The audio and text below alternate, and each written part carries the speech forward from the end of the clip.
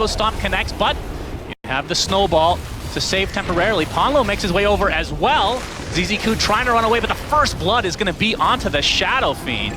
That is not what you want to see if you're Team Zero. They're going to lose the Dark Willow as well, as ZZQ attempting to run out. A couple stacks of sticky napalm though, and even Lornoff has made his way over here. So eventually will be yet another kill for Aurora. Great start to the game for them.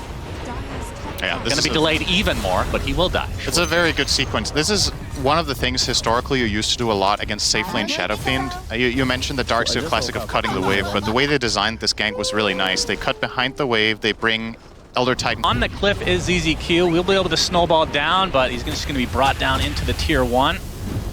Attempting to run away, but the flame break and now the surround tactics should be a kill for Aurora. It's taking them quite a while. It really is. Oh, they got him. Okay. All right. A lot of stacks here, by the way, by the Bat Rider. So we saw that earlier in the previous series where the game basically ended when the Bat Rider attempted to get all these stacks and then they got stolen, right? They were all stolen. We'll do so, but Burrow Strike. Looks like the Dark Willow falls regardless, so still 5-0 Aurora. No kill to Team Zero's name. Very fittingly, I suppose, with their actual team name. See how long they can hold out. I mean, net worth-wise, if we can get chase here, wall was used as yes, sir. For the cover of the tier 1, we'll get some TP support in the form of 7E. Gets off the Burrow Strike jabs. Pretty fast, but looks like the Surge runs out. Now we have a good old-fashioned team fight. If 7E gets deleted, Requiem in the cover. We'll use that in the defensive measures. The power shot hits both heroes, slowing them to a crawl. Lasso onto the Shadow Fiend, and ZZQ looks to be next. This is going to be 8-0 Aurora. Yeah, they're bringing the numbers and just flat out outplaying them, right? The Centaur has not been involved in anything just yet. He offers a... I think the Stampede was even on cooldown there, so it didn't provide any sort of backup for his teammates. Kind of like a... Tell me if you disagree with this. It's kind of like a shorter range flat cannon, but it procs items, which is, as we're going to see, the initiation. Lasso onto the Centaur. Beyond pops the Stampede with the Blade Mill activated as well. Now he's very slow. Will they catch him? Flame Break gives him a bit of a boost. Nobody's coming to aid you, my friend. That is 9-0 Aurora, as Team Zero continuing to not find a kill. Yeah, I mean, it's in the team name. This is their identity. The moment they get a kill, they disband.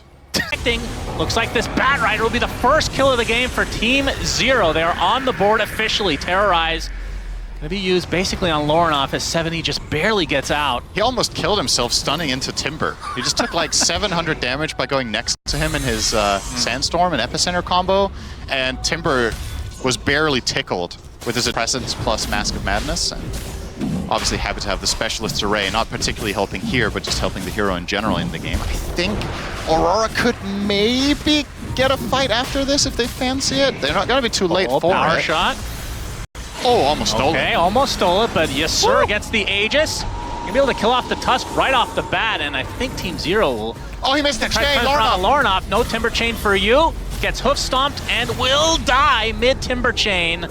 That is a huge kill for Team Zero, but at the same time, they've lost their Sand King, and they're going to lose their Centaur as well. So 4 for 1. You do maintain Aegis control. What's that worth? All things considered, that is a relatively even exchange, I would say. I mean, the gold, of course, you're looking at an advantage going the way of the Radiant, but having this Aegis to make a potential play. The TP out, but the vacuum is there to cancel, so Ponlo will eventually die.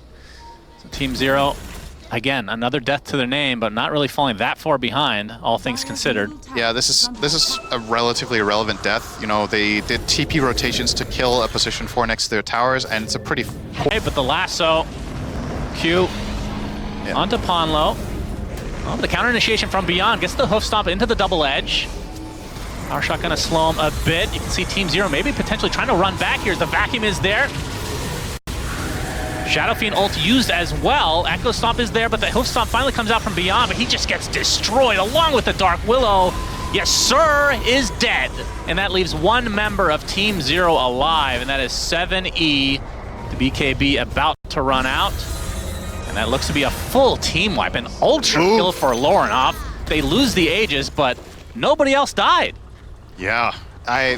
there's a lot of spells in that team fight for Team Zero just didn't land, right? They never got off Terrorize, or excuse me, they didn't get off. Why are you here? My second question is, we're asking that. Does Shadow Fiend hold a candle to Wind Ranger late game? That's a good question. I actually don't 23 know. Savage getting gone on. We'll pop his ult in retreat with the BKB. Snowball is not really going to connect, but the Ice Shards blocks him in, but that destroys the Tusk. But eventually they do find the Windrunner. 1-for-1, definitely good exchange for Team Zero. They're going to need a few more of those to get back in this game, though.